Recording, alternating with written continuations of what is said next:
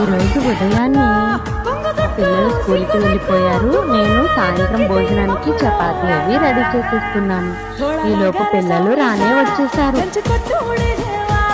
పిల్లలు ఇంట్లోకి వస్తూనే అమ్మ ఏదో స్వీట్ చేస్తుంది అని అన్నారు పరిగెత్తుకుంటూ వచ్చి. ఏం చేస్తున్నావమ్మా? నీకెంతో ఇష్టమైన సేమియా కేక్ చేస్తున్నాను. ఇక నాన్నగారు కూడా మీకు ఒక పెద్ద సర్ప్రైజ్ ఇవ్వడానికి బయటికి వెళ్ళారు, తీసుకొస్తారు ఇప్పుడు.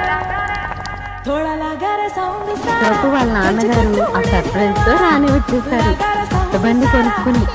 పిల్లల సంతోషం చూడండి.